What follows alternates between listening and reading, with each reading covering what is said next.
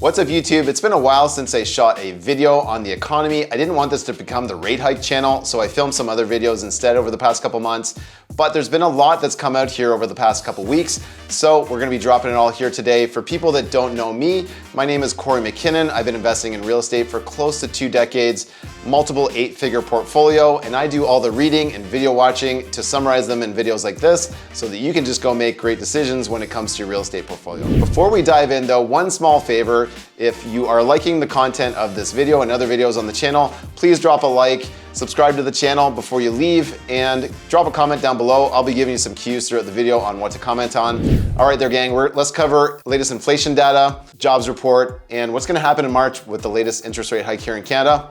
Let's dive right in. So the latest inflation data came out the other day on February 21st, and hallelujah, we've actually had another drop when it comes to inflation. So 5.9% compared to the month previous in December, that was 6.3%, and then the month before that was 6.8%. So all these interest rate hikes are actually having the effect that the government wants to have on the economy. It is driving inflation down.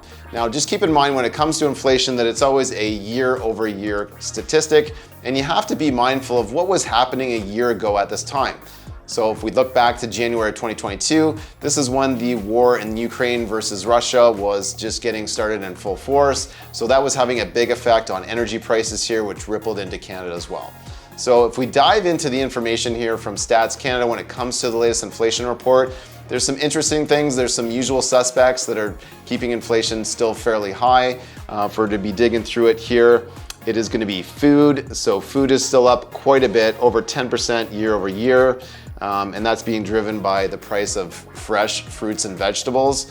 I mean, I don't know what other kinds of fruits and vegetables you want to be having, but I like to have fresh fruits and vegetables. Hopefully you do too. Cost of meat is still being very high as well. Obviously the cost of gasoline has been pretty high too. There's actually some interesting things here. I want to report to you what actually drove some of the numbers down.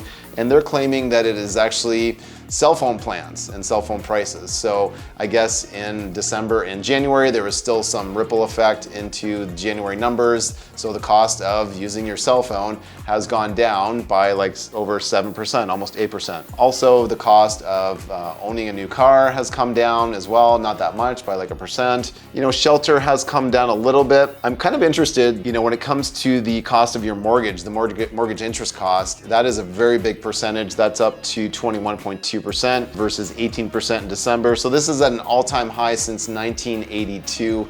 My gosh, were you even born in 1982? Drop a comment down below if you were. I was born in the 70s. Frankly, got to grow up in some of the best generations around there, the 70s, 80s, 90s. So there's a couple other interesting regional highlights here as well. Things slowed down the most in Manitoba. Actually, New Brunswick had more inflation than some of the other provinces, but in Alberta, the electricity prices in Alberta have actually come down by 45.6%. as well as their gasoline is down by 6.4%. So who doesn't want to live in Alberta right now? We had a great presentation by Mark Loeffler. Shout out to Mark Loeffler if you're watching this video. Gave a great presentation on why investing in Alberta at one of our masterminds a couple weeks ago. So I'm probably going to be making some trips out there to go check out some product. Maybe I'll go out there with Mark and we can go check out some big buildings. So that is sort of a summary of the inflation report there. Also reading about how the consumer price index is being affected in the United States. So something interesting happened between the last month or so in the United States. So they're actually changing their basket of goods and how they calculate CPI in the United States. They used to do it every 2 years. Now they're actually changing it every year. And they don't always like back change all the data. So that could actually skew a lot of things moving forward here. Their inflation was a little bit higher than Canada. I think they peaked at 9.1%. We peaked at 8.1%. So just an interesting little tidbit there. But let's dive into the jobs report because that is the second part of this video. The latest jobs report came out on February 10th. I'm not really sure about all the data here, but I'll report it to you here anyways. So 153,000 new jobs were created. 121,000 of those were full-time. And the interesting thing is that, you know, we're supposed to be in a recession or going into a recession. So a lot of economists don't like that our job reports are actually very strong. But you know, we've also had a lot of immigration into Canada, and I don't know if it's some of these stats are very skewed. Like if you look back at last month, They changed some of the stats. Originally, it was supposed to be 104,000 jobs created in December, which could be understandable with, let's say seasonal imbalance of like, hey, we're hiring more people in November, December because we have this big rush at Christmas time. But that actually went down. They cut that down to 69,000. So what happened to those 35,000 other jobs? That is a lot of jobs to just all of a sudden change and say, oh, there's an error. Did those jobs get lumped into January? I'm not sure. But when you dig into the different articles that I read, a lot of the economists from whether it was TD, Bank of Montreal, CIBC, Scotia, or different head economists at different universities, they're all feeling that the job report isn't going to be weighted heavily enough to get the Bank of Canada to do another interest rate hike, okay? So I'd like to know your thoughts here. Do you think there's going to be another interest rate hike? The date that you want to mark on your calendar is March 8th.